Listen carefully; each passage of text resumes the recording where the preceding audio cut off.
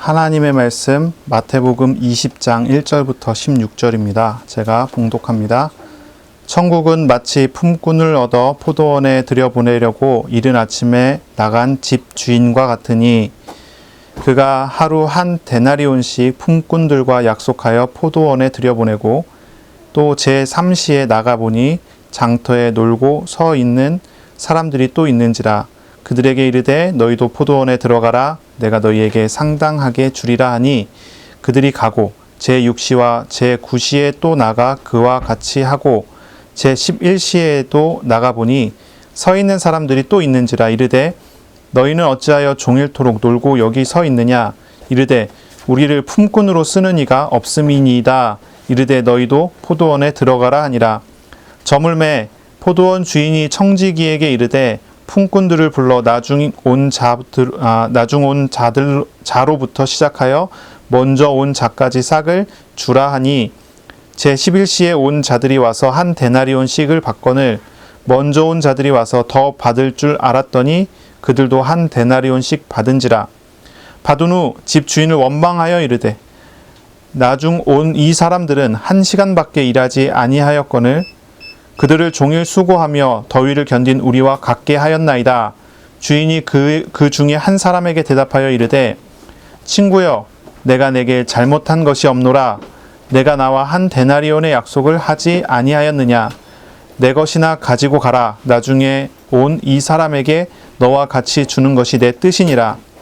내 것을 가지고 내 뜻대로 할 것이 아니냐.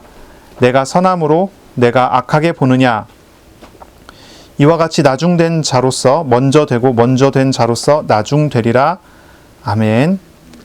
오늘 말씀은 마태복음 20장 1절로 16절입니다. 천국 백성의 삶, 하나님의 주권이라는 제목으로 우리가 함께 말씀을 나누겠습니다. 하나님의 나라를 살아가는 사람, 이제 하나님의 자녀들이죠. 하나님의 자녀들은 어떻게 살아가야 될까요?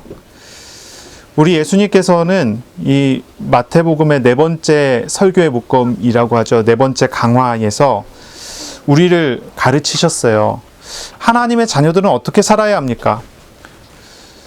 어린아이와 같이 하나님의 말씀에 순종하고 어린아이와 같이 자기 생각과 자기 것을 내려놓고 순종하는 삶을 살아야 한다는 것이죠. 스스로 어린아이로 알기 때문에 하나님을 의존하고 하나님의 뜻에 따르는 것입니다.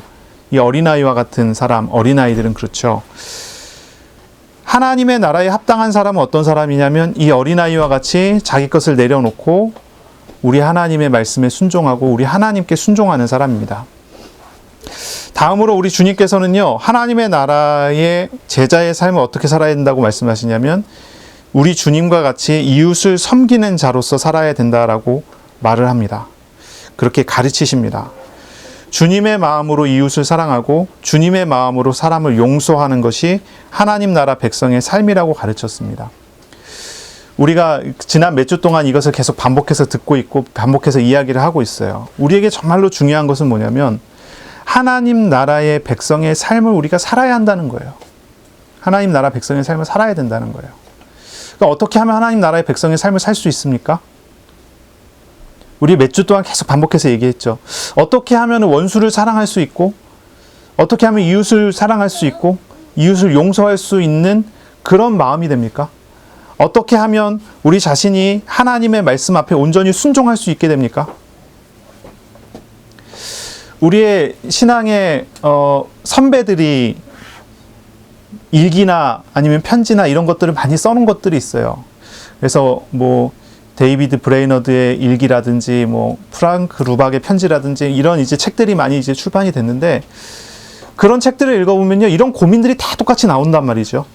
하나님 나라의 제자다운 삶을 살아야 되는데 분명히 뭔가 그렇게 살아야 되는 방향과 어떤 내용들이 있는데 그렇게 되지 않는단 말이에요. 그래서 막 기도문을 일기로 쓰기도 하고요, 편지를 쓰기도 하고요, 자기의 답답한 마음과 자기의 어떤 그런 모습들을 다 써요. 이게 뭐냐면 그 사람들의 이제 기도 내용들인데, 여러분, 저와 여러분은 어떻게 기도하고 있습니까? 하나님 나라의 제자다운, 하나님 나라의 백성다운 삶을 살고 있습니까? 용서를 해야 된다는 거 아는데 용서가 안 돼요. 그럼 그런 마음을 어떻게 해야 됩니까? 어린아이와 같이 주님의 말씀에 순종할 줄 알아야 되는데 내 안에서는 자꾸 내 생각과 내 마음과 내 욕심이 자꾸 올라와서 하나님 말씀에 순종하지 못하도록 자꾸 막는단 말이에요.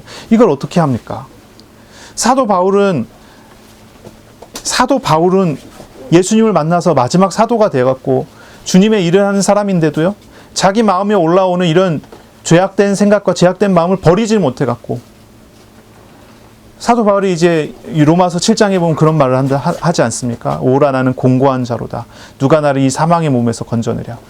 자기 자신은 도저히 구제불능이라고 얘기를 하는 거예요. 자기 자신은 도저히 어떻게 할 수가 없다는 거예요. 이 사망의 몸에서 누가 나를 건져내랴. 나는 죽은 것과 다름없어요. 나는 이 부분에 대해서는 살 수가 없는 사람이에요. 자기 자신을 그렇게 얘기해요. 내가 육신으로는 죄의 법을, 마음으로는 하나님의 법을 섬긴다. 이렇게 고백을 해요. 도저히 안 된단 말이에요. 사실 이게 신앙생활하는 많은 사람들의 고민들이 아니겠어요. 저와 여러분의 진짜 고민이 아니겠어요. 하나님의 말씀을 따라 봤을 때 이렇게 하는 것이 하나님 나라의 백성의 삶이고 저렇게 하는 것이 하나님의 나라의 백성의 삶인 걸 알고 있는데 그렇게 되지 않는 거예요. 그렇게 되지 않는 마음.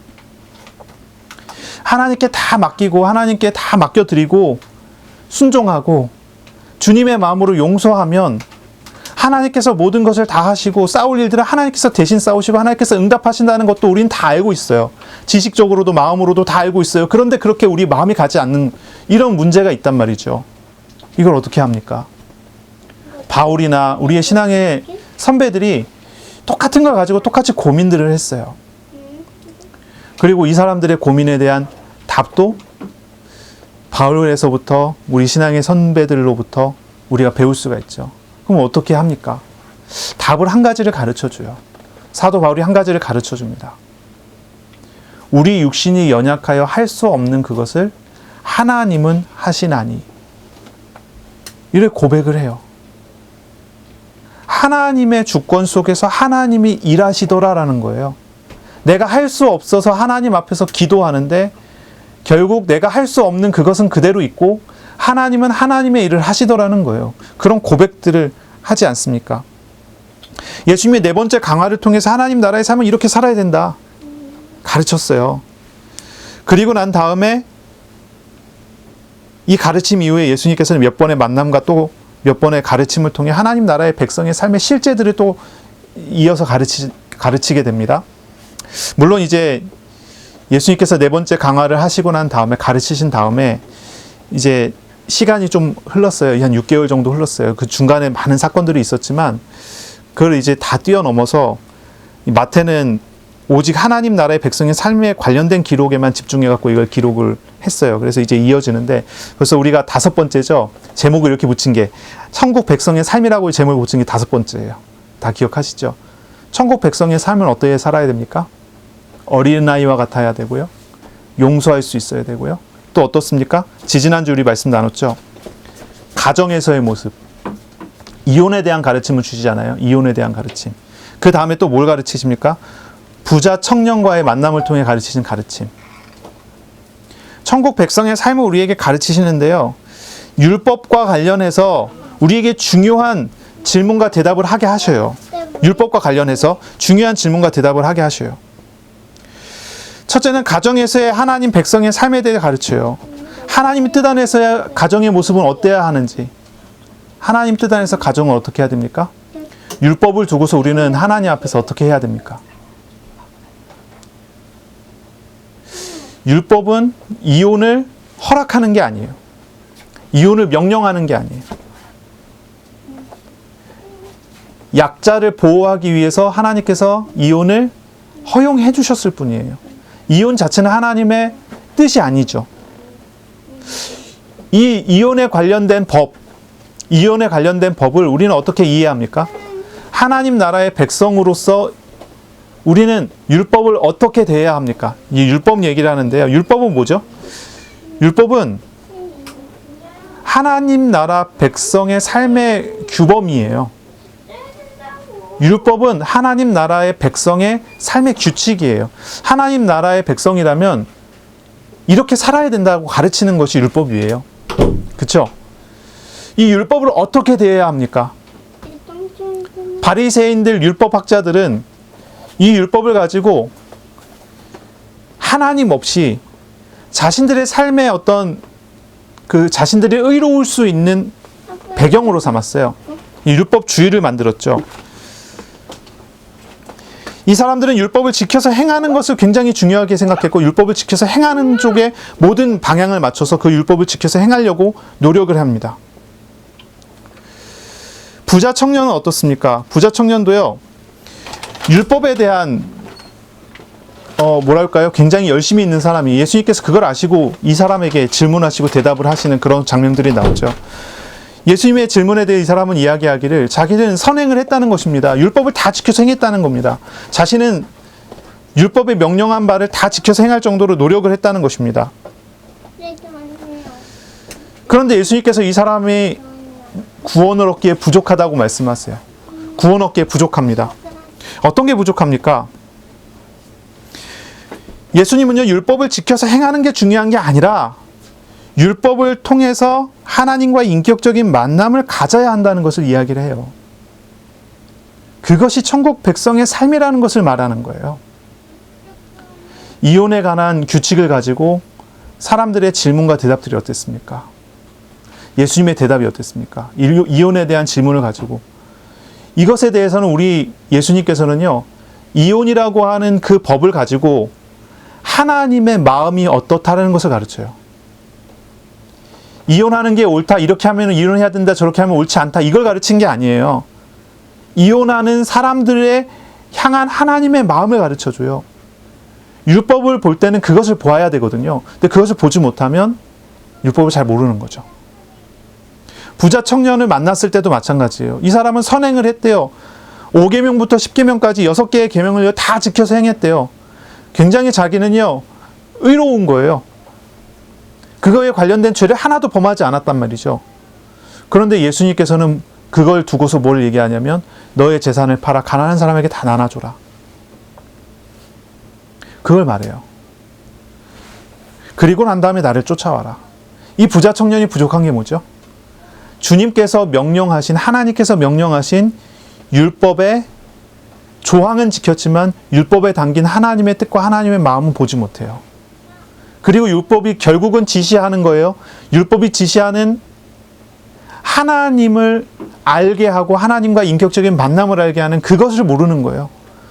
그러니 예수님께서는 그것을 지적하고 다 나눠주고 나를 따라와라. 이게 명령을 하죠. 어떤 것이 천국 백성의 삶입니까? 우리가 이걸 다시 질문해 봐야 돼요. 지난 4주 동안 우리가 거쳐서 계속 이야기를 했어요. 천국 백성의 삶이 무엇인지 지난 4주를 거쳐서 우리는 계속 이야기했어요.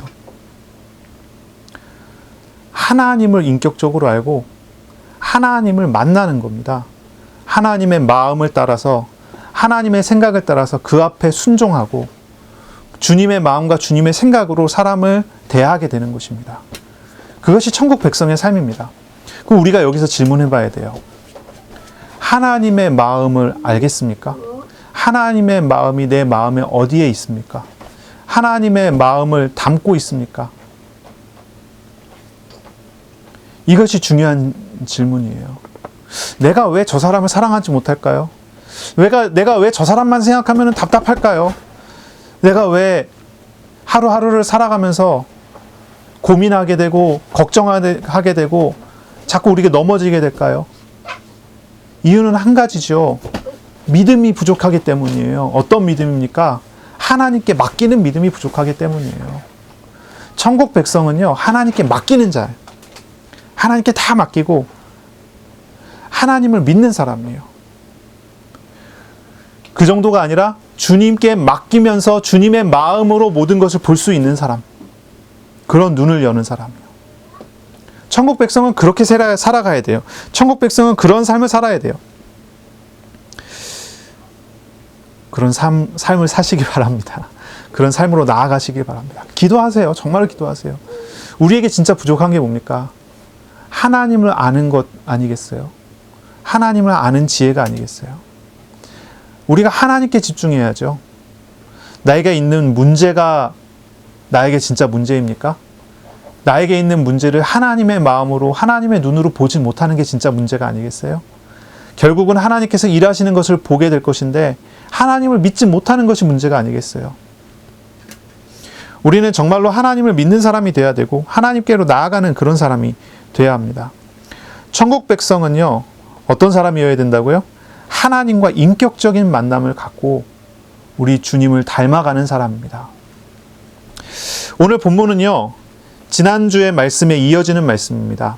지난주 마지막 말씀에서 마지막에서 우리 예수님께서는 이렇게 가르치십니다.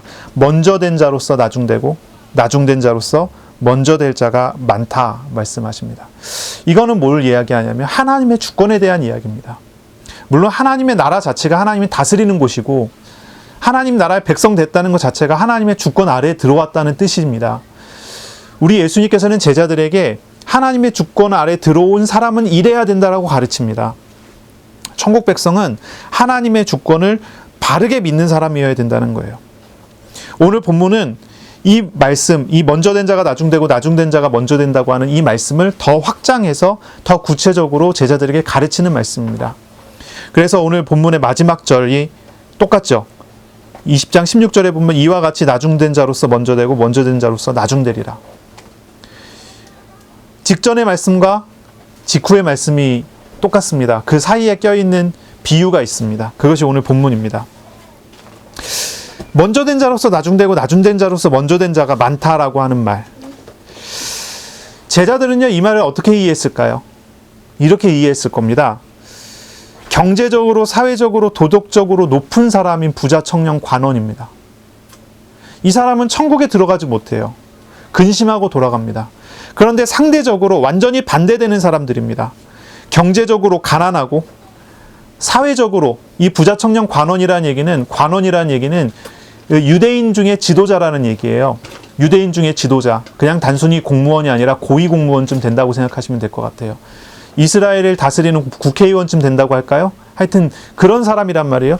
그러니까 사회적인 지위로 봐서도요, 제자들은 어떻습니까? 정반대로 어부죠. 지위라는 게 있을 수가 없는 사람이에요. 베드로가 나중에 사도행전에서 보면은 베드로가 법정 앞에 서서 천하 인간의 구원 얻을 다른 이름을 우리에게 주신 적이 없다고 얘기했을 때 사람들이 놀란단 말이에요. 어떻게 저 사람은 무식한 어부인데 저런 말을 하냐. 그냥 사회적인 지위라는 게 없는 사람. 그러면 공부를 많이 한 사람인가요? 그렇지도 않아요. 돈도 없고 사회적인 지위도 부족하고 공부도 별로 제대로 되지 않은 사람. 거기에 이 부자 청년 관원은요, 율법을 다 지켜서 행하는 생활이 깨끗한 사람 아닙니까? 제자들은요, 예수님 따라온 제자들은 어떤 사람입니까? 어부 출신, 세리 출신, 뭐 이런 사람들이에요. 율법에 비추어 봤을 때도 그리 완벽하지 않아요. 온전하지 않아요. 정반대되는 사람이에요. 부자 청년 관원은 정말 다 높은, 누가 봐도 이 사람은 하나님께서 쓰실 만한 멋있는 사람이라고 생각할 수 있는 사람인데 그 사람은 천국에 들어가지 못하고, 누가 봐도 이 사람은 하찮게 느껴지는 사람인데 제자들은요, 근데 그 사람들은 천국에 들어가요. 예수님의 말씀에 먼저 된 자가 나중되고 나중된 자가 먼저 된다는 말, 그 말을 가르치세요. 예수님께서는 이 가르침을 통해서 하나님의 나라에 들어가는 것이 돈이나 아니면 사회적인 지위나 아니면은 율법의 기준에 의해서, 도덕적인 기준에 의해서 천국에 들어가는 것이 아니라는 것을 가르치시는 거예요. 어떻게 천국에 들어갑니까? 천국에 들어가는 것은요, 그런 것에 의한 것이 아니에요. 오직 그리스도, 예수님을 만나야 하고 하나님을 만나야지 되는 것입니다. 하나님 나라의 백성이 되는 것은 재물이 많고 적고 사회적인 지위가 높고 낮은 것에 따른 게 아니에요. 율법이 기준이 되는 것도 아닙니다. 천국의 백성이 되는 것은 죄인이 죄에서 해방받아야 되고 하나님을 만나야 되는 거예요. 천국의 백성이 되는 것은 하나님 앞에 설 수 있는 사람이 되어야 돼요.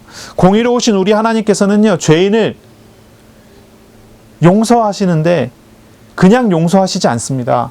죄값을 치러야지 용서가 됩니다. 이 말이 이해가 되십니까? 공의로우신 하나님은요, 죄를 죄 없다 하지 않아요. 죄에서는 반드시 심판이 따라와야 돼요. 율법을 지켜서 행하는 것은 죄를 더 이상 짓지 않도록 하는 효과는 있지만 죄에서 해방되는 구원에 이르게 하는 능력은 없어요. 천국에 들어가는 것은 율법에 의해서 되는 것이 아닙니다. 로마서 3장 10절에 의인은 없나니 하나도 없다고 이야기를 해요. 의인은 없나니 하나도 없습니다. 로마서 3장 23절에 모든 사람이 죄를 범하였으며 하나님의 영광에 이르지 못했다 그랬어요. 모두가 다 죄인이에요. 로마서 6장 23절에 죄의 싹은 사망이니라 그랬어요. 죄에 따른 벌이 무엇입니까? 죽음입니다. 죄를 지은 사람은 죽어야 합니다. 죽은 사람은 구원을 받을 수가 없습니다. 히브리서 9장 27절인가요? 거긴 그렇게 나오죠.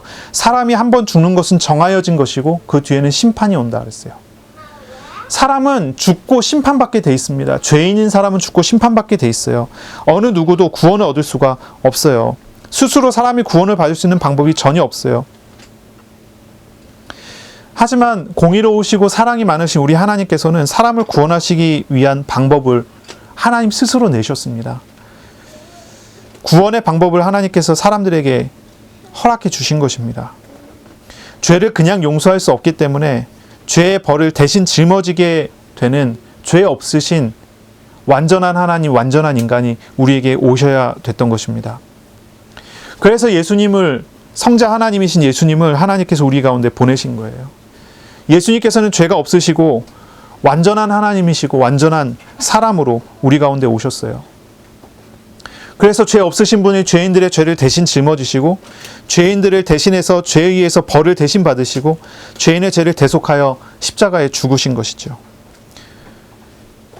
이것이 하나님께서 사람을 사랑하시는 방법, 사람을 구원하시는 방법이에요.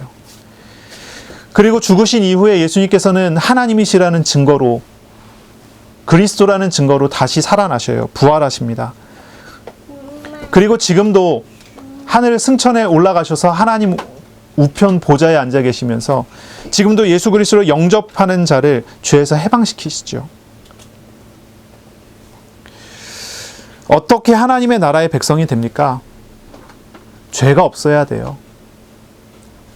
죄가 없어야 됩니다. 그걸로 근데 부족합니다. 어떻게 하면 하나님의 나라의 백성이 됩니까? 죄가 없다면, 죄가 없게 된다면 하나님 나라에 들어갈 자격이 된 것입니다. 그러면 하나님 나라의 백성으로서 어떻게 삽니까? 그 자격에 따라 어떻게 하나님 나라에 완전히 들어갑니까? 그것은 우리 예수님을 영접하여야 됩니다.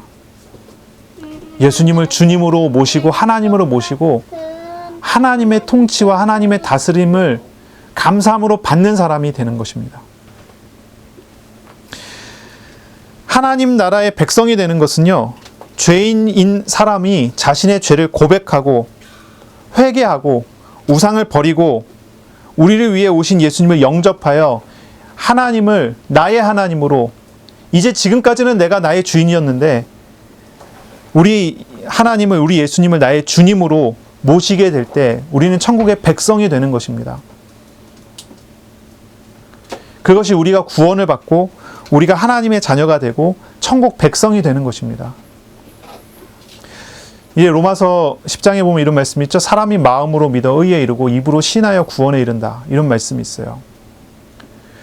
사람이 예수 그리스도의 하신 일과 어떤 사건과 모든 것을 받아들여 그것을 받아들임으로 의에 이를 수 있습니다. 그리고 구원에 이르는 것은 바로 주님이 나의 주님이 되시는 것입니다. 그래서 이런 질문이에요. 우리가 천국 백성의 삶을 이야기하는데 이 천국 백성의 삶에 가장 중요한 게 뭐예요? 지금까지 얘기한 거예요. 천국 백성의 삶에 가장 중요한 게 뭐예요? 우리에게 찾아오신 인격적이신 하나님을 인격적으로 만나서 그분과 함께 하게 되는 거예요. 그분을 섬기게 되는 거예요. 그리고 그것은 어디에 관련되어 있습니까?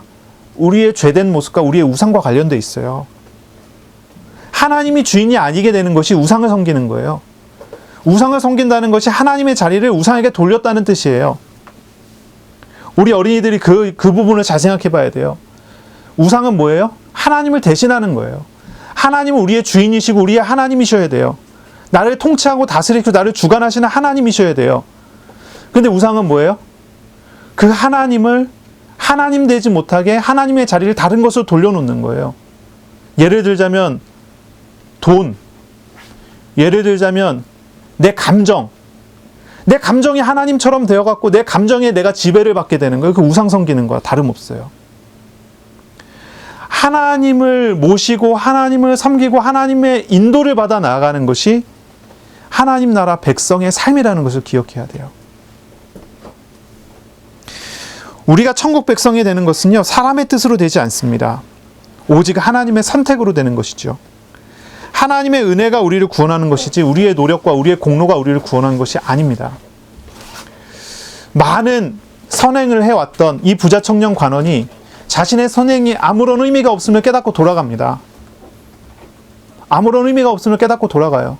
자신이 많은 것을 바쳐서 많은 섬김을 했지만 결국 자신의 전 재산을 다 바치고 따라오라는 말에는 받아들이지 못하고 돌아가게 되는 거예요. 우리가 천국 백성이 되는 것은 우리가 우리의 어떤 공로를 내세워 갖고 될 수 있는 것이 아니라는 것을 가르치는 거죠. 오직 선행은 선하신 우리 하나님으로부터 우리에게 오는 것이죠. 선하신 하나님으로부터 우리에게 주어져야 되는 거예요. 우리의 공로나 우리의 노력으로 획득할 수 있는 게 아니에요. 사람의 선행은 하나님께 선하다고 인정받을 수가 없는 것이기 때문입니다. 그러니까요, 베드로나 다른 제자들이 구원받고 천국 백성 된 것은요, 하나님의 은혜로 된 거죠. 우리가 교만하게 될 이유가 전혀 없는 것도 이 모든 것이 하나님의 은혜로 된 것이기 때문입니다. 먼저 된 자가 나중되고 나중된 자가 먼저 될 자가 많다라고 예수님의 얘기를 하세요. 이 모든 것이 다 하나님의 주권 아래 되는 것이기 때문에 교만할 수 없고 교만하면 안 된다는 것을 가르치는 거예요. 오늘 본문을 우리가 생각해 봐야 되겠어요. 포도원의 품꾼들이 나옵니다. 포도원의 품꾼들. 이거는 하나님의 사랑의 선물을 받은 사람들에 대한 비유예요. 포도원은 이스라엘입니다. 포도원은 이스라엘이에요. 이사야 5장부터 유대인들에게 있어서 포도원이라는 비유는 항상 이스라엘을 이야기하는 거였어요. 하나님은 포도원의 주인이십니다. 포도원의 주인은 하나님이시고 포도원은 이스라엘이에요. 저는 이제 농사를 지어보지 못해서 잘 알지 못하지만 포도원에서는 농사의 시간표가 있고 농사의 때에 따라서 일을 몰아서 해야 되는 일이 종종 있다고 해요. 그렇습니까? 예, 그렇다고 합니다. 아마도 우리 예수님께서는요, 오늘 본문 자체가 이제 그런 배경을 두고서 비유를 하시는 것 같아요. 그렇지만 이 포도원이 다른 농사 짓는 다른 포도원하고는 아주 다른 특징이 몇 가지가 있습니다. 그러니 이제 다른 나라들과는 다른 이스라엘에게 향하신 하나님의 독특한 접근이 있다는 거죠. 다른 나라들이 우상을 섬기고 있을 때 다른 나라들이 우상을 섬기는 그것들은 대부분 어떻게 됩니까? 주고받는 관계죠. 대가를 주고 그 대가를 받는. 우상 섬기는 게 대부분 그렇습니다. 이만큼 나에게 섬기면 내가 이만큼 줄게. 마트에 가서 물건 사는 거하고 똑같아요. 어느 정도 가치가 있는 물건을 사기 위해서 돈을 지불해야 되는 것처럼. 우상 섬기는 사람들이 그렇습니다. 우상 섬기는 사람들이 그래요. 불상 앞에 가서 10,000번 절하는 사람과 10만 번 절하는 사람이 응답이 다릅니다. 무당을 찾아가서 구술해도요, 돈을 얼마 내느냐에 따라서 받아들일 수 있는 귀신의 역사가 다릅니다. 우상들은 그래요. 얼만큼 가치를 지불하고 얼만큼 돌려받는 거예요. 그러나 하나님은 그렇지 않습니다. 하나님은 전혀 그렇지 않아요. 하나님의 포도원은 이스라엘은, 여기서는 또 이스라엘이지만 이 비유에서는 하나님의 나라라고 우리가 해석을 해야 되겠죠. 하나님의 나라는 그렇지가 않습니다. 대가를 치르고 대가를 받는 게 아니에요. 하나님 나라는 대가를 치르고 대가를 받는 식으로 이루어지지 않습니다. 우리의 모든 우리가 치러야 되는 값을 예수님께서 다 지불하셨기 때문에, 예수님께서 십자가에서 모든 값을 다 지불하셨기 때문에, 예수님께서 우리 대신 모든 율법을 지켜 행하심으로 능동적 순종, 수동적 순종, 우리가 몇 번 얘기했죠. 그리스도께서 우리를 위하여 선행을 하셨기 때문에, 그 선행을 우리가 입었기 때문에 우리는 우리 주님께서 지불하신 대가에 따라 은혜로서 값을 받게 되고 은혜로서 응답을 받게 되는 거죠. 이것이 이스라엘이 다른 나라들과 달랐던 거예요. 하나님의 나라가 세상 나라와 다른 것입니다.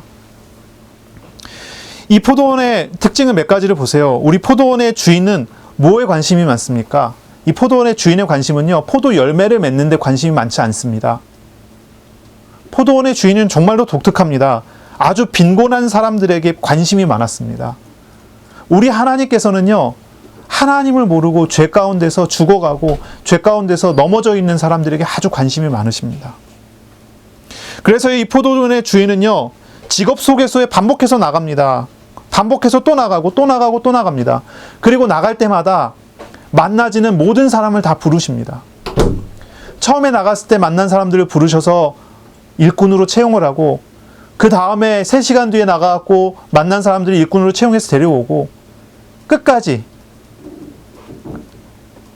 이제 농사가 마무리될 1시간 전까지 찾아가서 1시간 일할 사람도 찾는 거예요.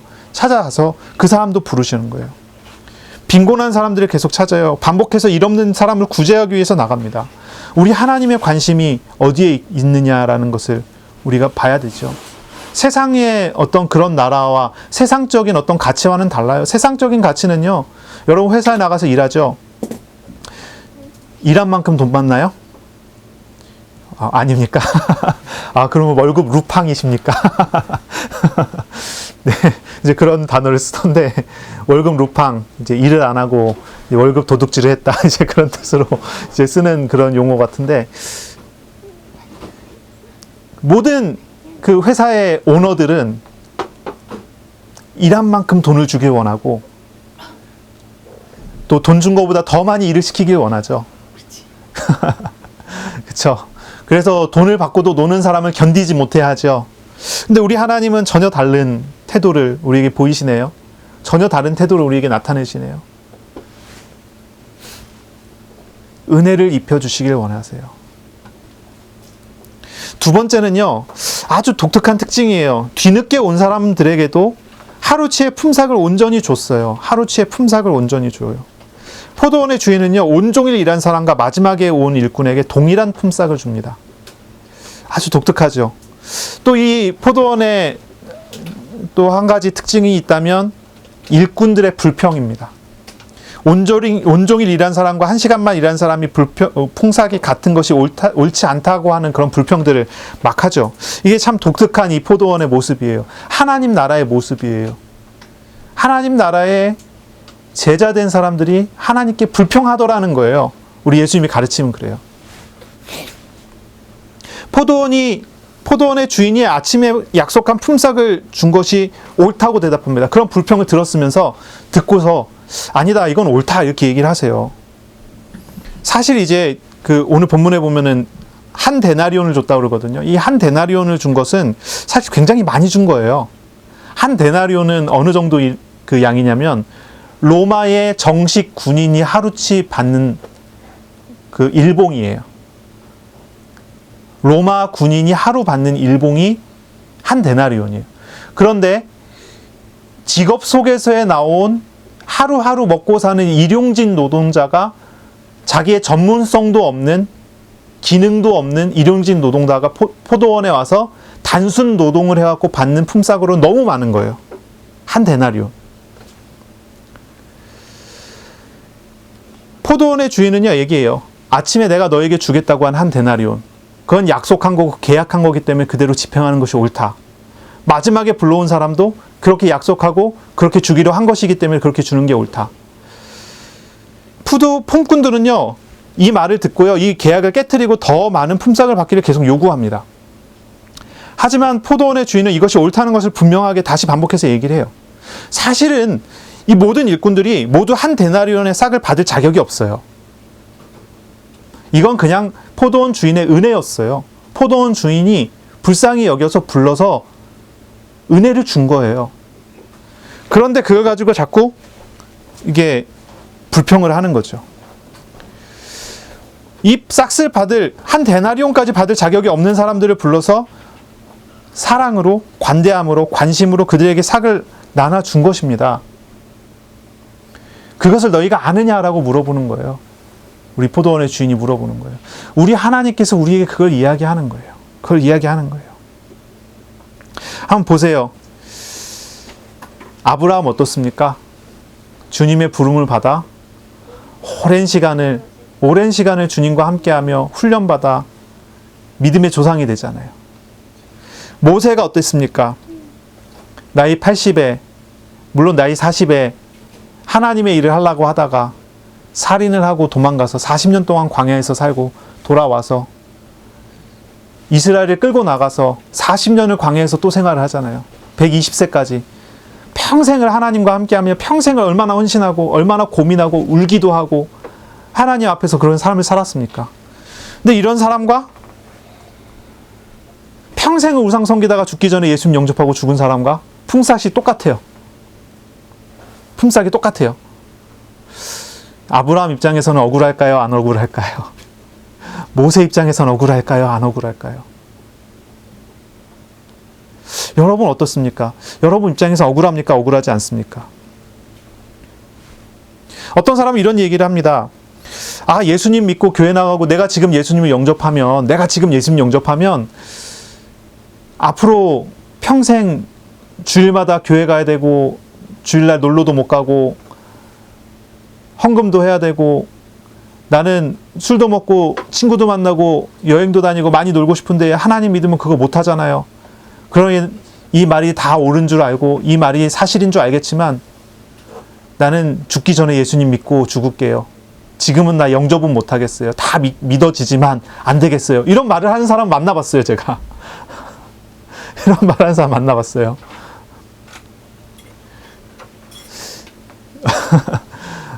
어떻습니까? 어떤 사람은요, 그러니까 아브라함처럼 한 70년을 하나님과 동행하면서 고민하고 고통받고 은혜받고 모세처럼 한 80년을 울고 불고 하면서 씨름하고 밤새 기도하고 금식도 하고 해가면서 그런 힘들고 어렵고 뭐 이런 과정들을 다 거쳐온 사람이 막 예수님 영접하고 죽는 사람하고 똑같은 품삯을 받는다고 한다면 그게 억울하겠어요? 안 억울하겠어요? 어떻습니까? 어떤 마음이 드십니까? 어떤 생각이 드십니까? 우리 하나님의 말씀은 그것이 옳다. 왜냐하면 이것은 하나님께서 주신 은혜의 선물이기 때문이에요. 일해 갖고 받은 게 아니란 말이에요. 그러면은 예수님 미리 믿어갖고 일하고 있는 사람들은 일한 것에 값도 못 받는다는 얘기입니까? 그것도 오해한 거예요. 그것도 오해한 거예요.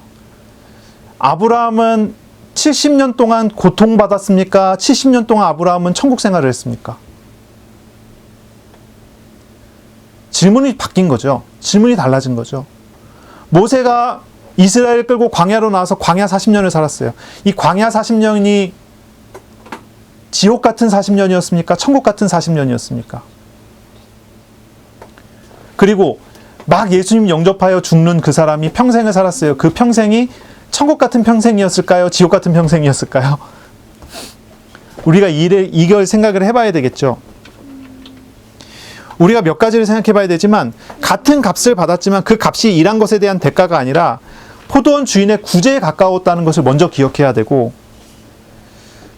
또 한 가지는 주님께서 부르셔서 일하고 있는 사람이 받는 은혜가 무엇인지를 기억해야 돼요. 이거하고 또 비슷한 예화가 있어요. 뭐냐면 이제 그 집 나간 아들이 돌아오는 비유가 있죠. 첫째 아들과 둘째 아들이 있는데, 첫째 아들은 아버지 집에서 아버지 말에 순종하고 아버지 말을 잘 지켜서 행했는데, 둘째 아들은 자기가 받을 재산을 띄어 가지고 가갖고 방탕하게 다 쓰고 뒤늦게 돌아오는 거예요. 뒤늦게 돌아오는 둘째 아들을 보고 그 아버지가 사랑의 마음으로 이 둘째 아들을 맞아줬어요. 껴안아주고 뽀뽀하고 반지를 끼워주고 잔치를 벌여요. 그걸 가지고 첫째 아들이 불만을 토합니다. 똑같은 장면이에요. 똑같은 장면이에요. 불만을 토합니다. 그런데 이것이 이제 일반적인 세상적인 어떤 그런 일이라고 한다면 불만을 토하고 이야기할 수 있는 게 당연한 거지만, 이것이 하나님 나라의 비유라고 한다면 이건 불만을 토하는 것은 오해하고 있는 거예요. 정말 오해죠. 이것을 우리가 봐야 되죠. 우리는요, 직업에 대해서, 일에 대해서 하나님의 소명을 찾아봐야 돼요. 하나님의 소명. 사람이 일할 때는 대가를 추구하면서 일하기 마련입니다. 그렇죠? 여러분 왜 회사 다닙니까? 돈 받으려고 회사 다니는 거죠. 그렇게 그런 목적을 가지고 일하는 게 사실 사람들의 생각이고 사람들이 마땅한 그런 판단이죠. 그런데 하나님의 사람은요, 돈 보고 일하면 안 돼요. 일 자체에 대한 하나님의 소명을 찾을 수 있어야 돼요. 하나님의 나라를 사는 사람은요, 좀 달라야 돼요. 세상 나라를 살면은 세상 사람들하고 똑같이 경쟁해야 되지만, 하나님의 나라를 사는 사람은요, 세상에서 돈 벌러 나가서 일하는 것처럼 보이지만, 실상은 일에 대한 하나님의 소명을 가지고 하나님의 일을 해야 되는 거예요. 그 뒤에 돈이 오고 안 오는 것은요, 대가를 바로 보고 일하지 말고요, 하나님의 주권을 믿고 일을 하는 거예요. 이게 달라져요. 이게 다른 것입니다. 대표적인 인물이 있어요. 요셉입니다. 요셉. 요셉은요, 대가를 바라고 일하지 않았습니다. 요셉은 노예였거든요. 아무리 일을 많이 해도 돈을 벌 수가 없어요. 아무리 많은 노력을 해도 그거에 따른 가치 평가를 받지 못합니다. 다른 노예들은 다 자기에게 주어진 일들을 억지로 해나가는 사람들인데, 요셉은요, 이상하게요, 일을 하는데 일에 대한 하나님의 소명을 가지고 일을 해요. 하나님이 도우셔요. 요셉이 손대는 것마다 형통한 축복과 응답이 와요. 요셉은요, 하나님께 모든 것을 맡기고 모든 일들을 하나님께서 주신 일로 했어요. 그 증거로 하나님께서 요셉의 일 속에 역사하셨어요. 요셉은 어떤 대가도 바라지 않고 일을 했지만, 요셉은 결국은 모든 것을 응답으로 받아 누리는 사람이 됐죠. 요셉은 대가 없는 노동을 했고, 그리고 요셉은 하나님과 함께하는 하나님을 그 대가로 얻어 누렸어요. 우리는요, 이 부분에 대해서 고민할 수 있어야 돼요. 이 부분에 대해서 생각할 수 있어야 돼요. 일을 대가하고 분리시킬 줄 알아야 돼요. 하나님의 사람은요. 하나님의 자녀는 그래요. 우리가 현장에서 일을 할 때, 우리가 현장에서 사람을 만날 때, 우리가 현장에서 어떠한 만남을 가질 때, 그 일과 사람과 만남 속에서 하나님의 함께하심, 하나님의 사랑을 찾아낼 수 있어야 돼요. 하나님께서 우리와 함께 동행하는 삶을 찾아내고, 하나님께 기도하고 하나님의 인도를 받아 나가는 그런 삶으로 나아가야 돼요. 이것이 우리의 길이어야 되고 우리의 과정이어야 되는 거죠. 공부하는 학생은요, 책을 읽고 공부를 하면서 그 속에 하나님이 어떻게 나에게 일을 하시는가가 보여줄 수 있어야 돼요. 그러면요, 공부를 할 때 성적을 바라보지 않고 공부를 할 수 있어요. 성적을 바라보지 않고 공부를 할 수 있다니까요. 아니, 부모님들은요, 아이들한테 공부를 시킬 때 성적을 기대하면서 공부를 시키지 마세요. 공부 자체가 하나님께서 아이들에게 주신 은혜라는 것을 아이들한테 가르치시고, 아이가 공부를 통해서 하나님과 함께 하도록 가르쳐야 돼요. 저와 여러분이 현장에서 일을 한다면 마찬가지예요. 여러분이 일을 할 때 그 일이 내가 돈 벌기 위해서 내게 주어진 억지로 하는 일들이 아니라, 그 일 속에서 하나님께서 어떻게 함께 하시는지를 보면서 하나님과 동행하는 삶을 살아야 돼요. 대가가 중요한 게 아니에요. 그러면요, 그 속에서 하나님께서 주신 놀라운 응답들을 보지 않겠습니까? 어떤 사람은 이렇게 얘기합니다. 내가 지금 하는 일이 적성에 맞지 않은 일인데요, 너무 적성에 맞지 않아서 힘든데요, 이렇게 얘기할 수 있을지도 모르겠어요. 하지만 그건 별개의 이야기입니다. 별개의 이야기예요. 적성에 맞고 안 맞고가 중요한 게 아닙니다. 하나님의 일이 나의 삶에, 나의 직업에, 나의 일 속에 하나님의 있음을 알고 하나님의 인도하심을 따라 누릴 수 있어야 합니다. 만약에 적성에 맞지 않는 일이 있다면 기도하면서 하나님의 인도하심을 받으면 돼요. 하나님께서 더 좋은 만남을 통해서 직업을 바꿔주시던지 변화시켜 주시던지 하시지 않겠습니까? 우리가 하나님의 인도하심 속에 있으면 모든 것을 주관하시는 하나님께서 온전하게, 완전하게 우리를 인도하신다는 것을 우리는 누리게 될 것입니다. 그리고 그 결과 자체는 하나님께서 하시는 응답으로서 받을 수 있게 될 것입니다. 저는요, 예전에 전도사 생활할 때 교회에서 이제 사례를 한 달에 20만 원을 받았어요. 20만 원이라고 하면 여러분 아시죠? 교통비밖에 안 되죠. 교통비밖에 안 되는 돈이에요. 20만 원을 받아서 하나님께 헌금을 했어요. 매 주마다, 맨 처음에 이제 11조부터 시작해서 매 주마다 감사헌금, 주일헌금 이렇게 나눠서 했거든요. 그러다 보니까 20만 원을 사례를 받으면 한 달 동안 제가 하나님께 드리는 헌금이 한 22만 원, 23만 원 정도 됐어요. 나중에 이제 제가 교회에서 전임 사역을 하게 됐을 때, 교회 이제 집사님들이랑 이런 분들이 이제 회의를 하잖아요. 이제 재직회를 해갖고 이제 재정하잖아요. 이제 사례를 50만 원으로 옮겨주는데, 사례를 50만 원으로 옮겨주면서, 안수 집사님이 한마디 하시더라고요. 뭐라고 하냐면 이렇게 얘기하더라고요. 어차피 다 헌금 하시던데, 이러면서 사례를 올려주시더라고요. 그러니까 올려도 별 상관없다, 뭐 이런. 교회가 사실 그렇게 이제 어려웠기 때문에, 교회 경제나 이런 것들이 어려웠기 때문에 다 이해하고 있습니다. 그 당시 이제 이해하고. 근데 제가 이제 사례를 20만 원 받고 그렇게 헌금을 하면서 집에서 용돈을 받았냐? 집에서 용돈 안 받았습니다. 용돈 안 받고. 그럼 어떻게 생활했을까요? 20만 원 받아서 22만 원, 23만 원씩 이제 헌금하면서 집에서도 용돈 안 받고 이제 어떻게 생활했을까요? 저도 잘 모르겠어요. 근데 저는 항상 풍족했거든요. 잘 모르겠어요. 잘 모르겠어요. 일은 하나님의 사역으로 사명으로 했고, 그리고 생활하는 거는 하나님의 은혜로 했어요. 하나님이 해나가시는 것을 봤어요. 시간에 따라 하나님께서 모든 것들을 바꿔가시고 하나님께서 세워가시고 움직여 가시는 것을 저에게 보게 하시더라고요. 그래서 저의 가장 가까이에서 저를 지켜보고 있었던 교회 성도님들이 저를 보고 그런 말들을 많이 했어요. 전우사님처럼 믿어야 된다. 그런 말을 많이 들었어요. 전우사님 봐라. 계산 안 하고 다 맡긴다. 그래 하나님 다 하신다. 지금도 사실 마찬가지거든요. 대가를 생각하고 일을 한다? 그거는요, 그 대가를 받는 거예요. 이거를 뭐라고 부르냐면은, 목회자라고, 목사라고 한다면 삭군이라고 불러요. 삭스를 보고 일을 하는 거예요. 근데 다시, 이게 단순히 이제 목회자만 두고 얘기하는 걸까요? 그렇지가 않아요. 이거는 모두에 대한 이야기예요. 우리 자신에 대한 이야기예요. 현장에서 회사에서 일하시는 분도 마찬가지예요. 삭스를 두고 일하는 사람은 삭군밖에 되질 않아요.